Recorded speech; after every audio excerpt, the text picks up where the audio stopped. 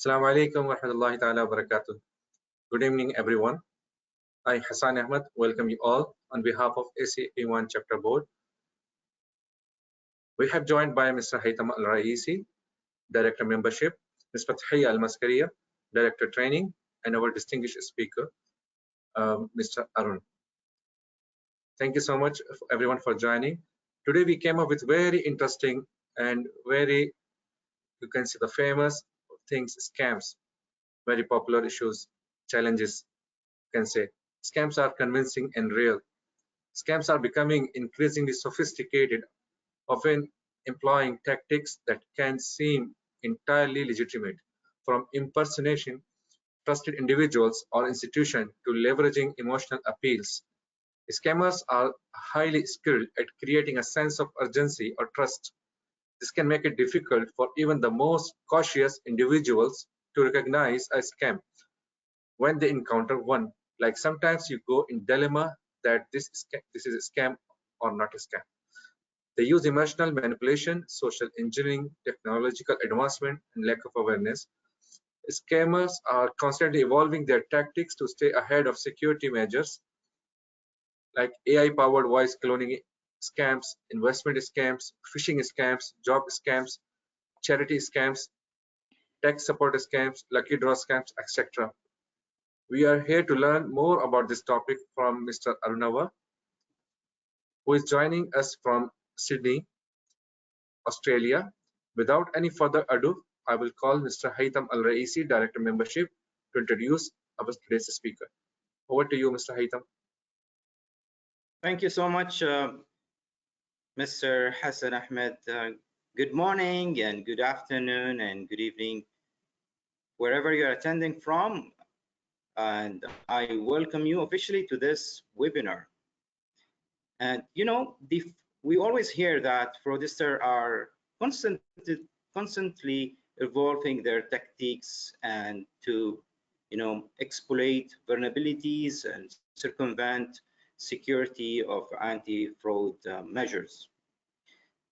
Today we have our speaker who will be taking us through different scams, and let me read some of his profile. So our speaker today is Arunava Dutta, has over 24 years of experience working with major financial institutions, Standard Chartered Bank, Citi, ABN Amro, BankMuscat, among others.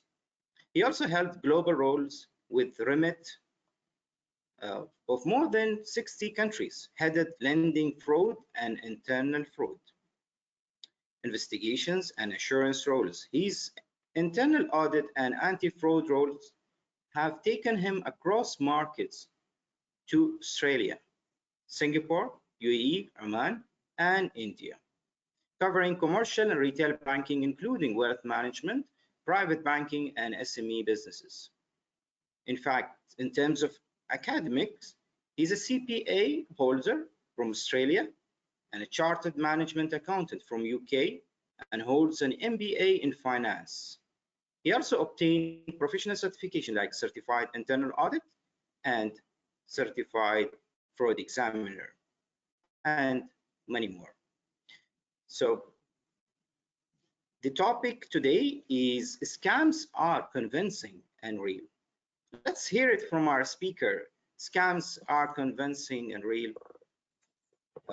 Speaker Arunava Dutta, the stage is yours. Thank you, Haytham. It was very useful, and thank you for the introduction. Thank you, Hassan, and thank you to all the board members for welcoming me and for giving me an opportunity to speak here. I would like to extend a warm welcome to all of you who have joined, and a special word of thanks to ACFE Oman board members also. Abbas Al-Lawati for connecting me to the ACFE Oman chapter. And thank you all for taking time to what is essentially your family time now. But it also tells me that the subject of scams is important and resonates with you.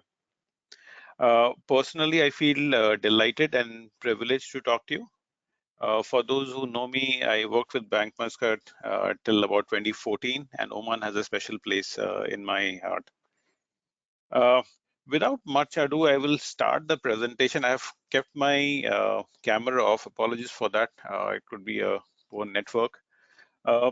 So before I begin, I wanted to share with you why I thought this particular presentation would be important for this group. Now, the way I see it, it's a like Hatham spoke about. This is a issue of global. How would I put it? This is a global issue in terms of problems in an epidemic proportions, right? And every country is targeted, and sometimes different themes might be there, but ultimately it's about the concepts remain very common, right? Uh, these are all life-changing events, and I will share some of the stories of how victims have felt as a part of being convinced to be to have fallen prey to scams rather. I thought ACFE Oman would be greatly benefited from this presentation. Now, coming back to some numbers, actually, the number of online scams is booming. Nearly 1 trillion was lost by consumers worldwide last year in scams, right? 78% of the scams of the participants who were surveyed experienced at least one scam in the last 12 months. However, this is the tip of the iceberg, as 59% did not respond to the scam. So you can see the numbers here. 59% did not report to the scam, however, and we still have 1.02 trillion lost from consumers worldwide. Now, scammers can go free because they operate globally, while the law enforcement operations are regional or national. So the World Economic Forum says only 0.05 of all cyber criminals are ever prosecuted. So this is again a global problem with epidemic proportions.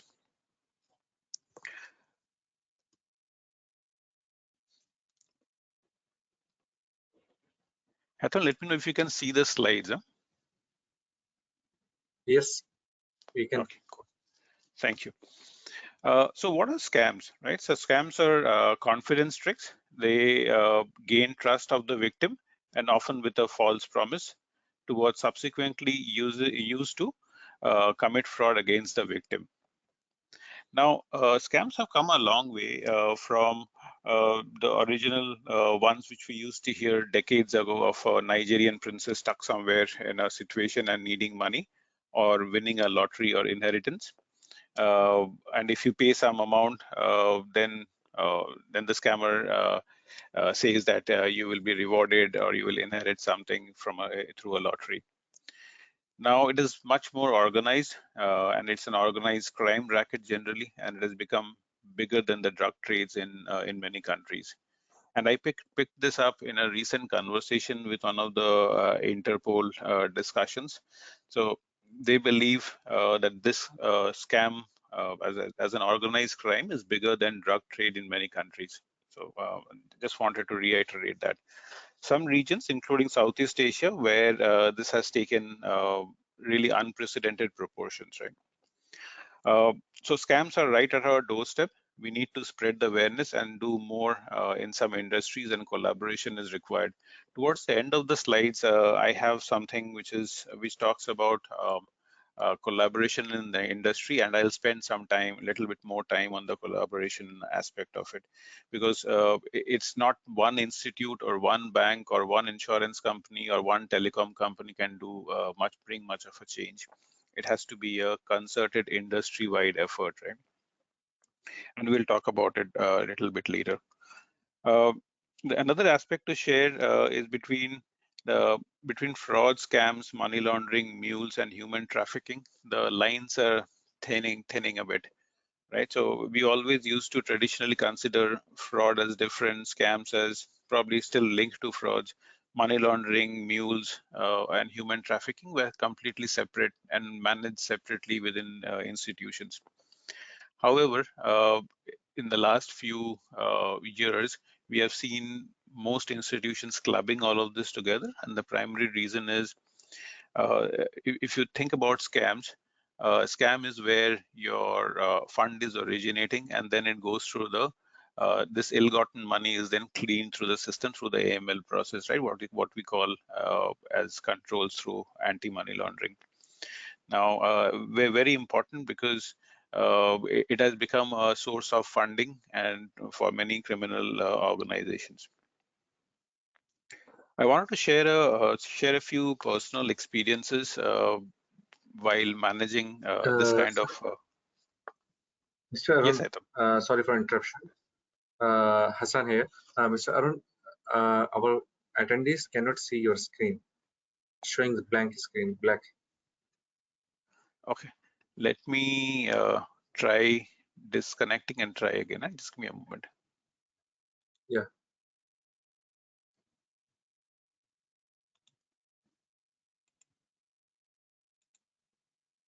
Is it better? Can you see it now? Same.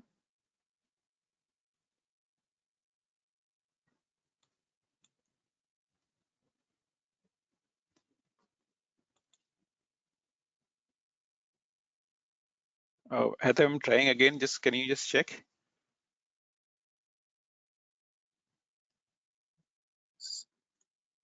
I make you presenter again. Sure. You can share screen again, please, sir.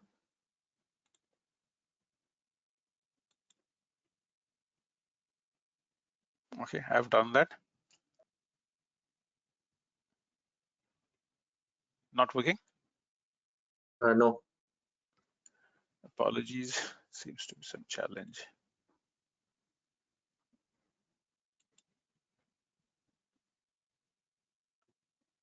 So Heather, maybe you can bring it up in the screen.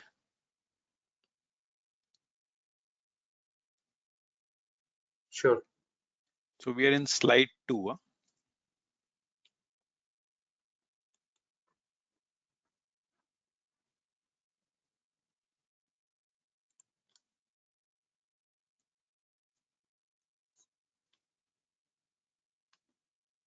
Should I start? So just a second. Sure.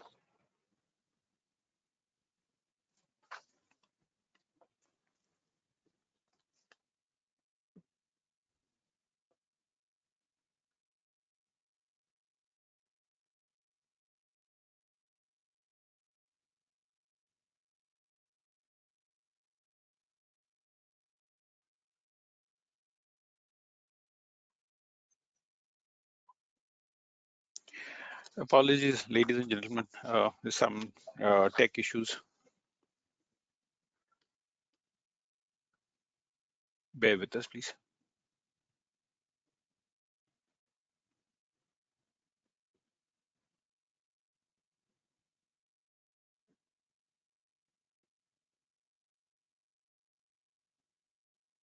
Can you see the screen?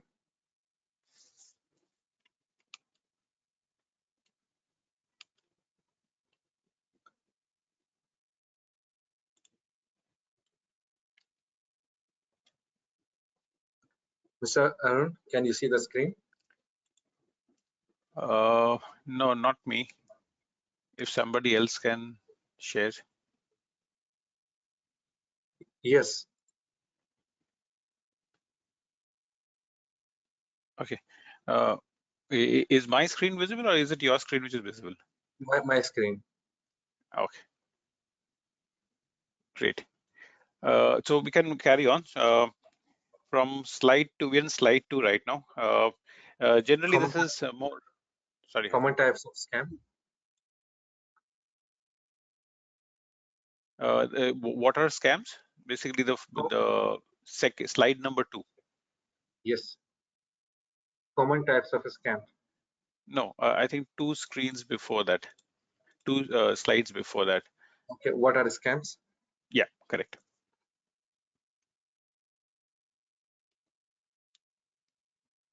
Okay. You let me know when I can start. Huh? Yes, please. Okay, sure. Thank you, Aitam. So Hassan, thank you for this. So I just wanted to share some personal experience in managing some of the scam victims as a part of my role earlier. Uh, this is an Australia event, and this is probably a couple of years earlier ago. There's this elderly gentleman in his mid 70s, fell for a romance scam, and this is where this is something which you do for companionship. Now, before we judge or somebody on this, I think societies can be different in different countries, and people generally tend to stay more alone and always seek companionship, at least through some internet or non-face-to-face channels. Now, in this case, the scammer was somebody in another country, at least perpetrated to be from another country, asked money to visit Australia and buy visa and tickets, right? So it started with convincing the victim to buy some tickets or visa for them, for her rather. Then on the ploy turned to this little bit more sinister. She said she was at the airport, got arrested by the police, and she had to come out, pay for bail, lawyers, etc., etc. She constantly increased or upped the ante of how much money she needed to get through some of these events. Ultimately, it came to a point when he convinced the mid 70-year-old customer to sell his own house, right? The house which was in his name, he sold it, and it was very late in the day, much later, that this customer realized that he was scammed, right? By the time he contacted in the bank, I think he was already staying in a shelter rather, which was more of a tent space in a caravan park. Now, this is something very unusual. Uh, their entire pot of money which they had as a saving in the form of a security, in the form of a house, they sold, this individual sold it and fell prey to a romance scam. Now this can be very life changing. Another event I can share, where again a very young, in this case it was a young guy in his mid or late 20s. They were doing a mortgage transaction, again trying to buy a house, and where the money has to go through a lawyer or a conveyancer for the registration process. Somebody as in came in between the lawyer and the customer, and this customer thought that the emails which are coming from the lawyer are actually from the lawyer, and this was very well made scam or fraud, you can say, in which in this case this individual actually transferred the deposit amount to this scammer.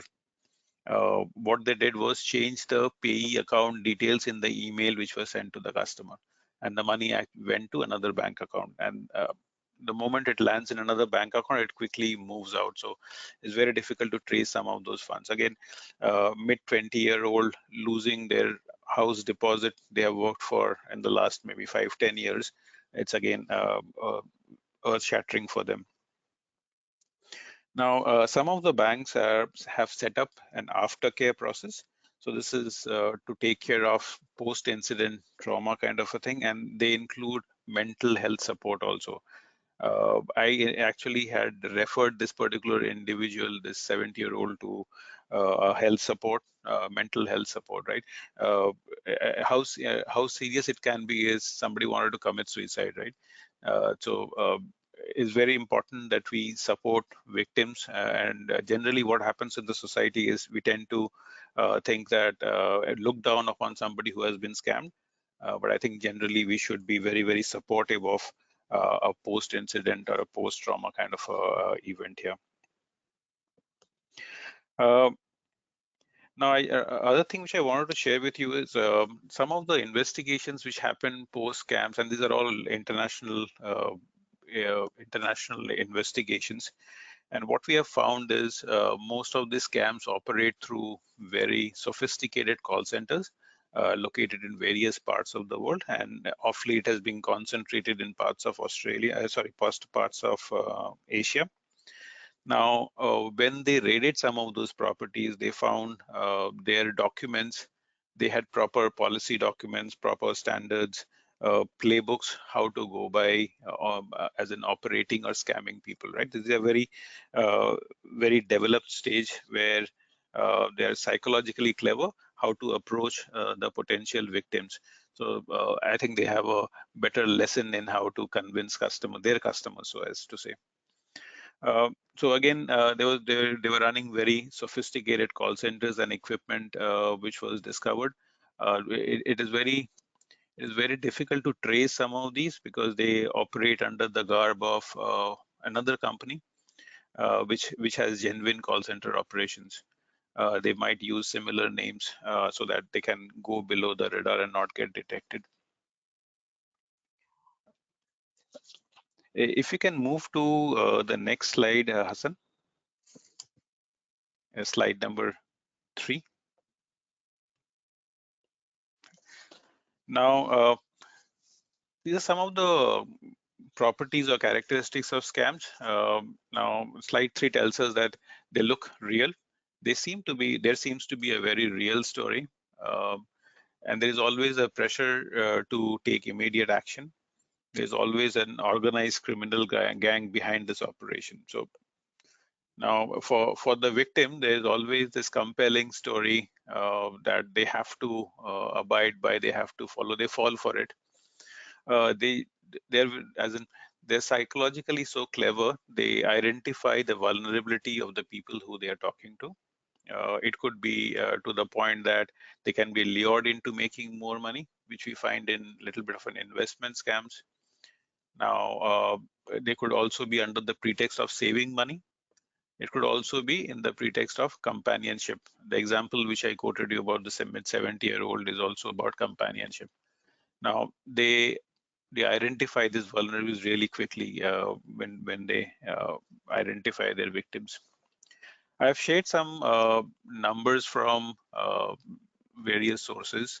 Now, FBI says in 2023, they have received a record number of complaints from the American public, which is around 880,000 complaints, or with losses more than 12.5 billion.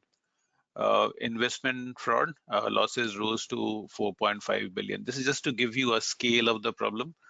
Crypto investment fraud losses rose to 3.94 billion. So again, it tells you what is the proportion of the breakup of the different scams which operate and which is more successful. Now, I found this details from Oman actually. There was a survey completed by Visa where they found that 45% of the respondents claim to be a victim of scam, and at least 8% of the victims have been tricked multiple times. So it's a very big number, if you might call it so, because 45% of the respondents are saying they have been a victim of some kind of a scam. Now, most of the scams which operate in different parts of the globe is very basic. It's like getting an SMS with a link. And I was talking to Hassan the other day, and we heard this as an event where we still have those Lulu lottery cards being used as a ploy for scams, right? So you need to be careful about what we are clicking, what SMSs we are circulating or forwarding. So again, gives you a this screen gives you a brief as to what is happening globally. Hassan, if you can move to the next slide, please. On the common types of scam. Yes. Okay, thank you. So what I have tried to do is I have broadly brought them under a structure or different names, which you can find different names to some of these, but broadly the themes of the scams will remain very similar. Somebody might call it X, somebody might call it Y in different countries, but I've tried to keep a little self-explanatory name so that it's clear as to what is the nature of it. Now, remote access scams.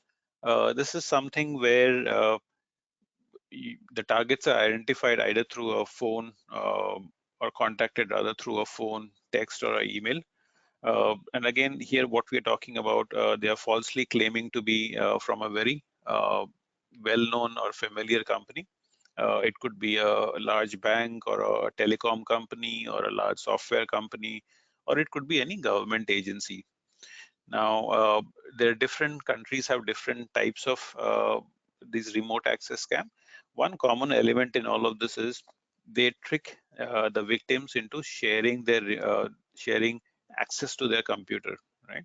So they will say under some pretext, either your internet connection is not good, or it could be under the pretext that there is you have accessed certain sites government wants to interview or to check your laptop, PC, and all of those things, right? Or it could simply be that it is a very complicated process.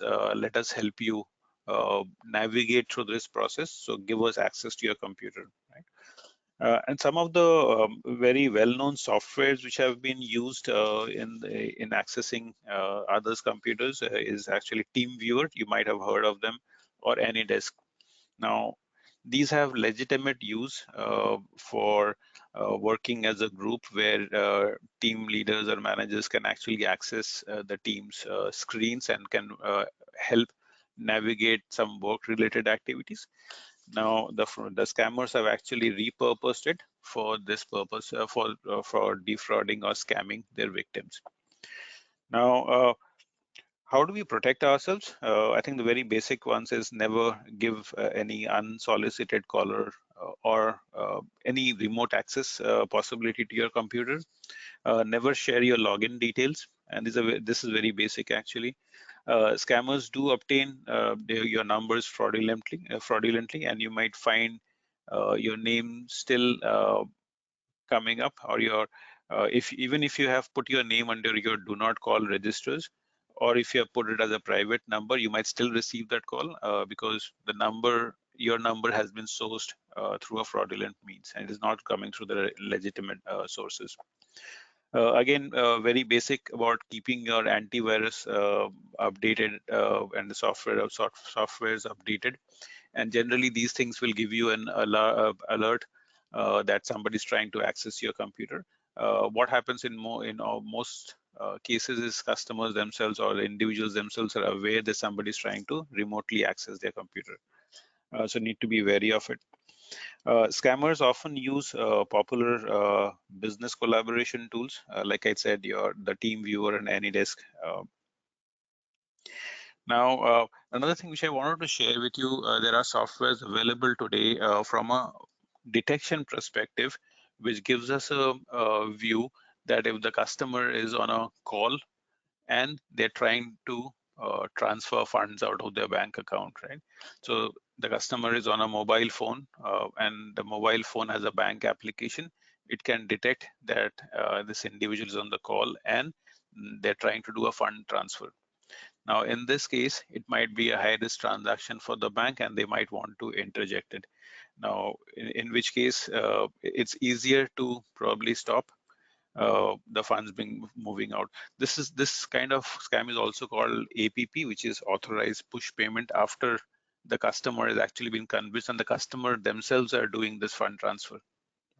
So this is just more for awareness. Moving on to job scams. Again, I'll go a little fast because we're not doing good on time. So job scams is basically these are high. You will see offers coming in for high-paying jobs, which require less effort. But believe me, these jobs never exist, right? Scammers will typically advertise on social media or legitimate employment sites. You may be asked to pay a fee in exchange for a guaranteed employment. Once you pay the fee, you are less likely to get your money back or that employment for that matter.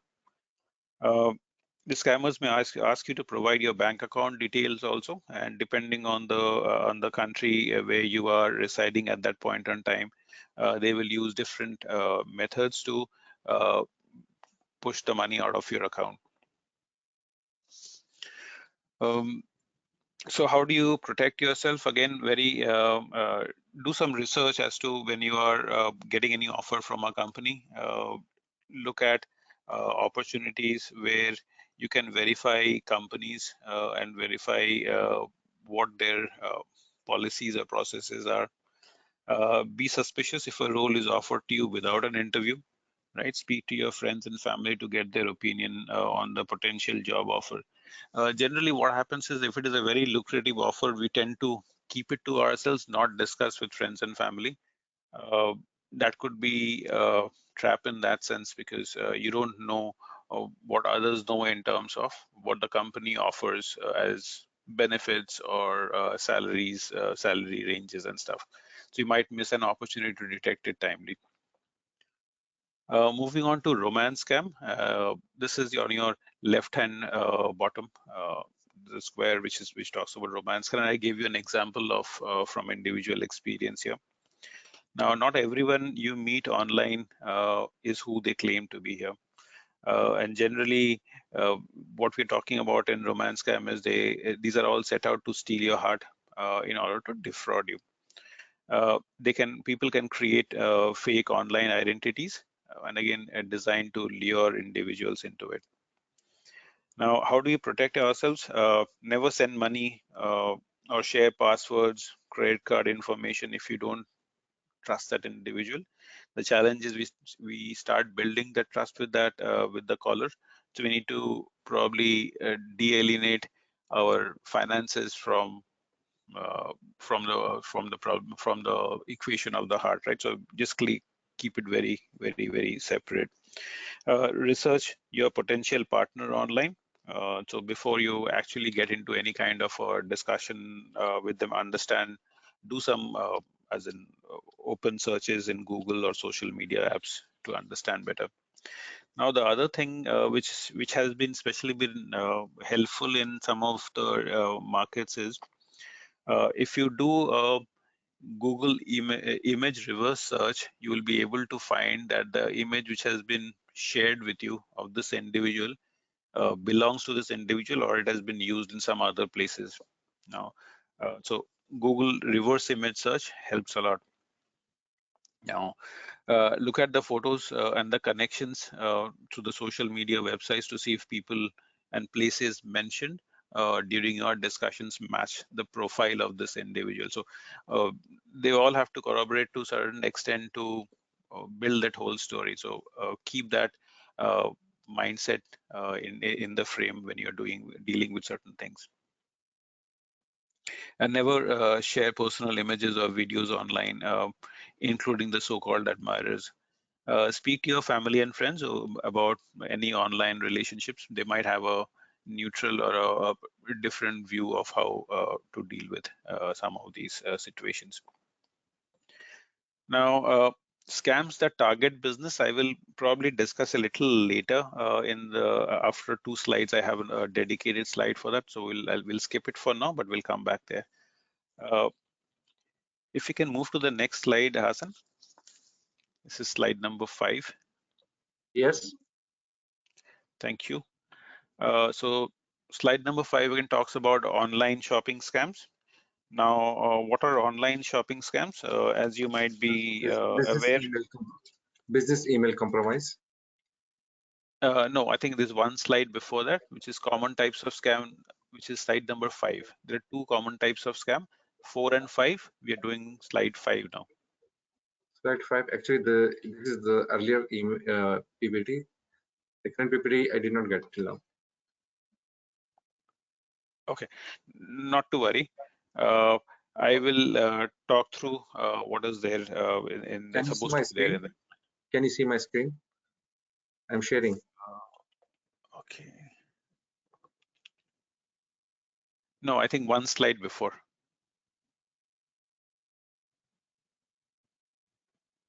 Yep, this is the one. Thank you. So what are online shopping scams?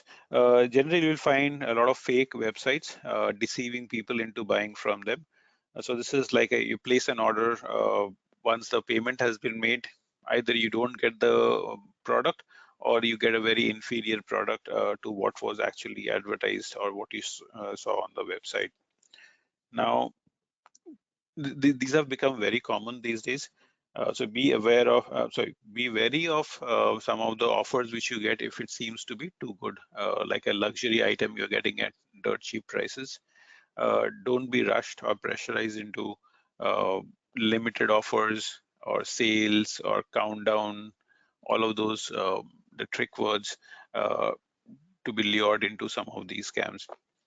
Now, the other thing which the industry can do is like I was researching in UAE. There is this website where you can search if this company actually is good, or the website is good or safe, right?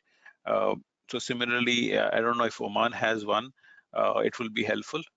And if you are buying from another country's website, it's always worthwhile to go through, understand if you have any element of doubt, go through those scam search websites. Most of the countries will nowadays have some kind of a dual check, right? In UAE, it is called staysafe.csc.gov.ae. So again, a good place to search for your websites if there are scams. Australia has like ASIC websites. This is again run by the regulators, where you can find if there are fraudulent complaints against them, they will be put under a separate list. So does Singapore. So different countries will have different methods to identify it. So if you're buying from any of these countries or any other websites, do a little bit more research when you think some of the offers are too good to be true. Moving on to investment scams. This is where somebody contacts the victim either via phone, email, again, social media, offering a chance to invest in, uh, again, a once in a lifetime offer, once in a lifetime opportunity.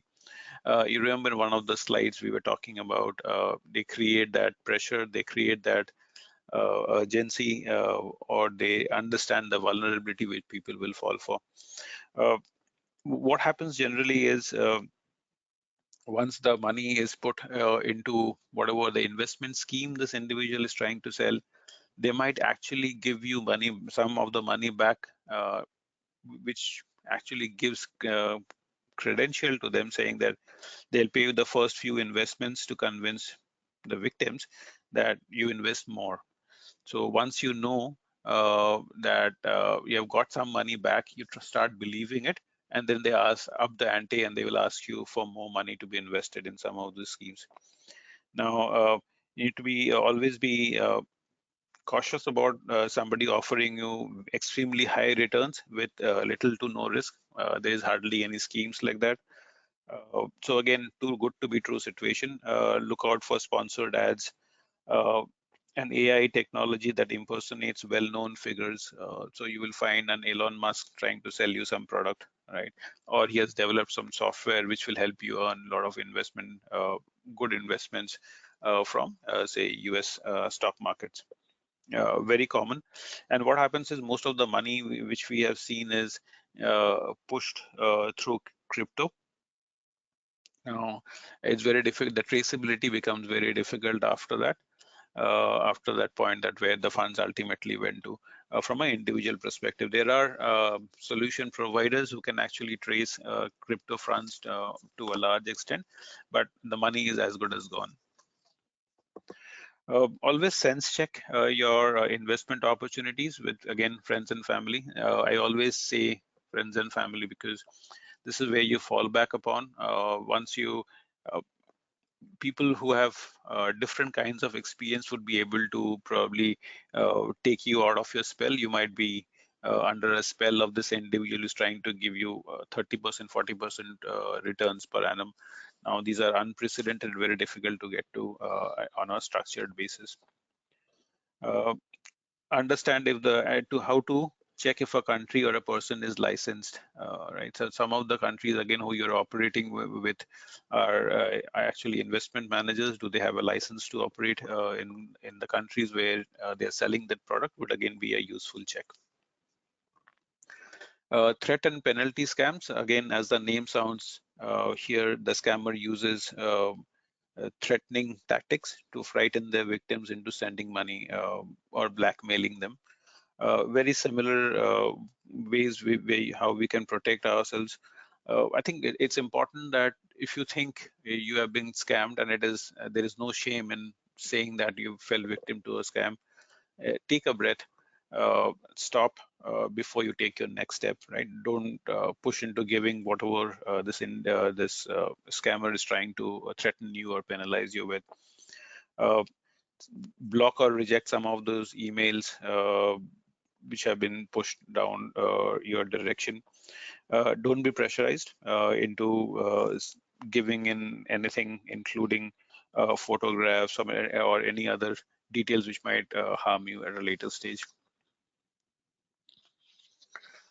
Okay. SMS and email scams are again very common. I don't want to talk about it separately here, but generally speaking, these are very, very common these days. By sending links, the fraudsters are able to redirect the conversation to some other platform. Hassan, would you be able to bring back the BEC slides for me, please? Thank you. Now, I wanted to keep this slide separate because this is very important, and this has been picking up steam over the last maybe 5-10 years. Now, this is very difficult to figure out. I can tell you some of the larger banks have also fallen prey to it. Staff of larger banks have also fallen prey to it. So it's not easy to detect always. One of the, we'll go through the next few slides, you'll find some of the events which we have seen recently. But generally, here what it involves is the emails from a compromised mailbox is actually used to perpetrate this fraud, and they will appear to be coming in from your boss, your supplier, your customers, or your lawyers, right? Who you generally would tend to trust, right? So the emails, the scammers will send that email who would request you to then make payments to a new account, right? Now, when we say false invoicing, this is where indeed this individual is working in a company, this staff is working in a company, and they're making vendor payments. When the email comes supposedly from the vendor, they transfer funds to that vendor for the services or the product or services which has been paid. Now, the account number here is completely different from the genuine vendor's account number, right? So somebody understands or knows or has been able to infiltrate the emails of the company, is able to then redirect some of those payments to another bank account. CXO fraud is basically, again, person of influence. We're talking about CFOs, CEOs, COOs. Now, again, people of influence, which is difficult for most staff to deny some of the accesses. Now, if you get a call from the CEO, you might most likely follow the instructions provided. There is one of the events in the later slides. We may not have time to go through individual ones, but in this event, I think in Hong Kong, this individual was actually talking to people who he thought was his CEO or CFOs and transferred around 25 million Hong Kong dollars to them, 20 or 25 million Hong Kong dollars to them. Very difficult to detect. These were through a very sophisticated means where where individuals were they were using AI and those kind of technology to fool the staff in that particular company. Account compromise, again, it is a combination of a malware and a phishing scam where bot or something is planted in your system, and then the account gets compromised and the money is stolen, or there is a theft of intellectual property, or could be customer information. All of those is stolen from the company's premise. If you can move to the next slide, Hassan. Yeah, so this is, I was talking about this Hong Kong event where with a deep fake of CFO, and this individual actually spoke to many people on the call, and he believed that each one of them were working in the same company. So again, very difficult to detect, but if I think one thing to remember is, if again there is a pressure to make payments coming in from very senior people in the organization, the best thing is to do is go through a different channel to confirm that that request.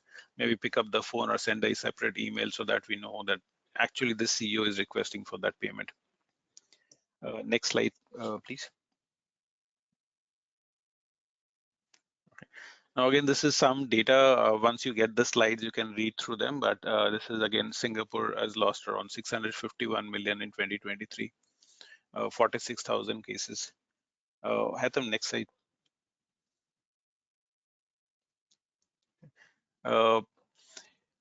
This is MAS.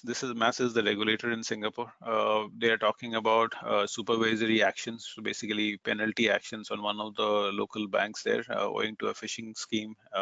Again, the customers had lost around 8.5 million. And they went to the extent of asking the banks to retain more capital for dealing with scams. This is unprecedented, I would say, because most of the events of scam, the financial institutions or any other company for that matter, generally pass on the liability to the victim, because it was getting into such unprecedented territory. The central bank came in and said, if this trend continues, you'll have to block more capital and retain more capital in the banks. Hassan, next slide, please.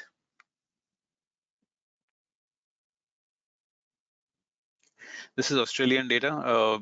Australians lost around 2.7 billion in scams. Very, very scary. Again, more for reading at some stage when you have some time. Hassan, next slide, please. I want to spend some time on the industry. I think I've spoken about the how to protect from the scams, and again, you can, once you get the slides, go through them. The next one, please. On the industry.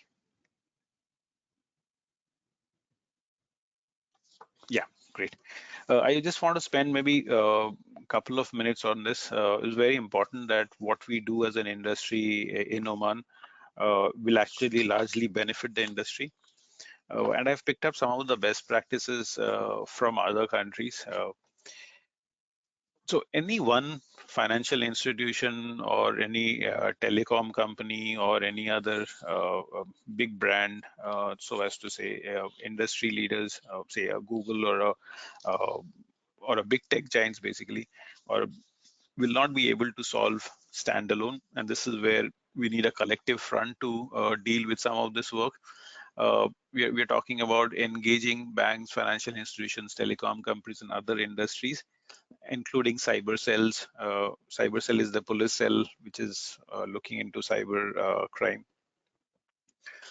There should be an industry engagement and consultation body, generally to talk about and discuss where the level of sophistication is, what needs to be done, right? A lot of things can be solved through discussion, because it is everybody's problem, and yet it is nobody's problem, because everybody thinks somebody else will solve it for them. It was like this for many countries till about in the recent past. So it's important that everybody comes around the table and discusses what they can offer. Now, a lot of banks have provided features for customers to do a name match. So suppose you're doing a fund transfer to another bank account, there will be a name which will appear. So if it is somebody, a scammer, you'd be able to match the name of the scammer with what appears on the your bank system. Kind of helps identify if there is a name mismatch. When a lot of financial institutions have actually put restrictions on how much money can be transferred through the crypto exchanges, because crypto exchanges is where the anonymity comes in from. They're able to hide some of the movement of funds from the customers immediately. So you can put limits or restrictions on how much individuals can transfer from their credit card, debit card, bank accounts to some of those crypto exchanges. And believe me, some of the crypto exchanges are now sitting across the table and discussing the problem, because they have also been hit very hard by some of the regulations and the impact from customers losing so much of money. So if you have crypto exchanges operating in the country, have a discussion with them, engage in the industry, within industry body, get ROP involved, get any cyber cell involved in some of those discussions. The other important thing is about maintaining blacklist. So this is about negative information. Now, if we know there are known culprits in the operating in the country, we should be able to maintain and share blacklists easily. I know sometimes it is about privacy of customers, so we don't want to share information. But I think fraud is something which is different. Scam is something which is different. We should have a common negative database operating in the country. And again, like I said, it cannot be done by one industry member or one company. It has to be a joint effort where all of this information is maintained. I know credit information, as in bad credit, is actually checked through the bureaus. And I'm sure there will be some method of looking at blacklists also. Now, telecoms in many countries have actually provided solutions. They have come out and said that we want to block scams. There is a reporting mechanism. Once their customers report, there is a way to block some of those phone calls from coming in future, or the source ones. They also they can also control your bulk SMS originations. So if somebody is sending hundreds of emails, like in a phone scam or email or SMS scam, they can actually track down some of those requirements. There is a prerequisite of sending bulk SMSs, and they have to register with the telco. So that stops some of the scammers from initiating those SMSs. If that's a problem, telcos can help solve for that. Interbank quick action to stop scam funds. Once a victim has lost their money, the money moves really, really quickly through the system. I am talking about 50, 60 transfer in developed markets in a span of few hours, right? So it's a very quick movement of funds. Banks need to move very fast. They should have dedicated teams where possible to track and action those funds. And again, this is an industry action. Banks and FIs to register with telco or do not originate to prevent scammers impersonating bank calls. A lot of times calls will come reflecting it to be a famous bank, right? So telcos can again help stem that. I think I'll stop here and just see if there are any questions coming from the audience.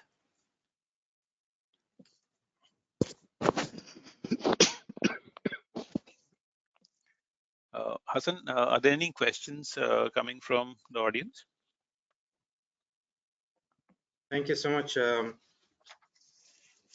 Arun, for insightful session. I have a couple of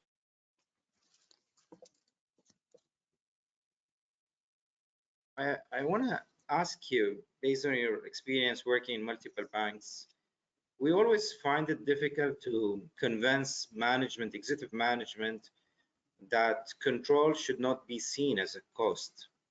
How did you manage that and the expectation of implementing best practices and anti-fraud measures?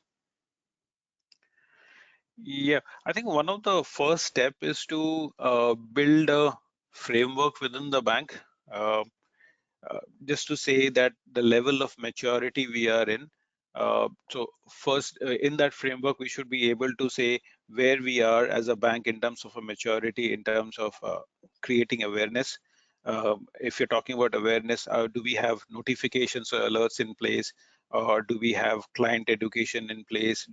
Is our front line of the institution educated, right? And then we move to prevention and say, if there is a phishing scam, can we take it down in the next 24 hours?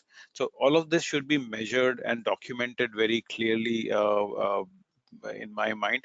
Once you're able to provide a very objective setup to share where we stand vis-a-vis the industry, vis-a-vis what the good practice is, then it's easier to convince the management that this is the required amount of resource which is needed to develop from wherever we are, right?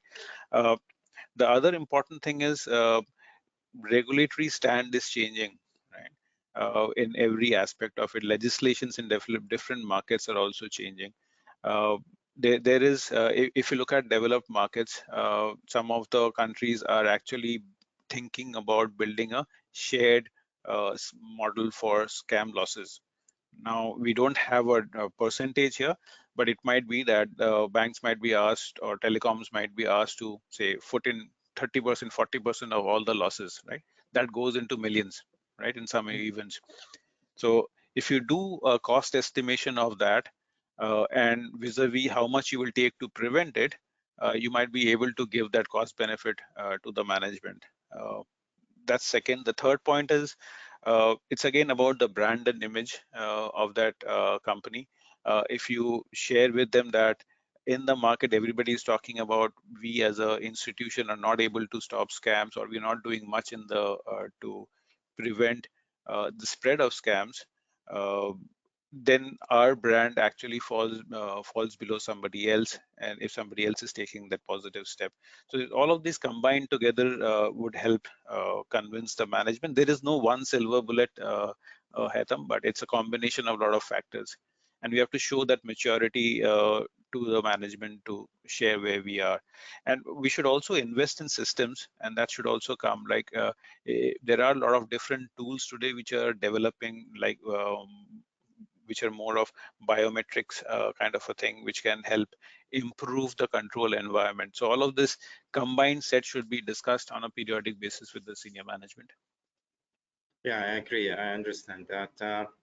In fact, maybe Oman regulation does not impose the self-maturity assessment, but other neighboring countries, including KSA, does recommend having self-maturity assessment. I want to ask you, since you ended your answer with system and artificial intelligence is another topic that we always love to hear. How do you think we, as a anti-fraud specialist in the field, can utilize artificial intelligence, and how can we, whether we really can rely heavily on artificial intelligence? So AI is actually a very vast topic, Hatham, in my mind. I don't think we have a very good handle of every way the fraudsters can manipulate. All I can tell you is I think the problem will multiply manifold. If today we are getting, if application fraud is an example, today we are getting say 10 application frauds for new say loan applications as an example. Tomorrow you will get hundreds and thousands. Your system will be bombarded with some of these, right? And it will be very difficult to detect documents, right? Suppose I have a salary slip coming in from a particular institute. AI will be able to copy it and to identify what is fraud and what is non-fraud. It will take very, very long time, right? So Yeah. the problem which we have today, it will multiply many folds unless we use the same technology to counter it. Right? So we'll have to figure out a way how AI we could impress on AI to help us develop those anti-fraud strategies, right? Not many people are developed in that space. It's still an emerging area. A lot of interest from both fraudsters and from the banks. There is some work which is happening in silos, but no concerted effort as of yet. But maybe this is a space which we should be watching out for. Oh, great to hear that. Thank you. I have no further questions, Hassan. Thank you, Heather. Thank you so much. It's time for formal vote of thanks. I would like to thank His Majesty Sultan Haitham bin Tariq for providing ACFE Oman Chapter opportunities to grow in Oman. I would like to thank CBFS College for sponsoring the chapter. I would like to thank our today's speaker, Mr. Arunava, for a wonderful presentation, and sorry for the technical glitches from his side. I would like to thank all the attendees, our volunteers, our organizers, our board members. Thank you so much, everyone, for attending our today's session and making our event successful. And without any further delay, and due to shortage of time, I would like to say, please stay tuned with our all social media channels and waiting for the news for upcoming our webinar session. Soon we will announce it, and save the date for our conference, which is on 13th November 2024. Thank you so much, everyone, and have a good night.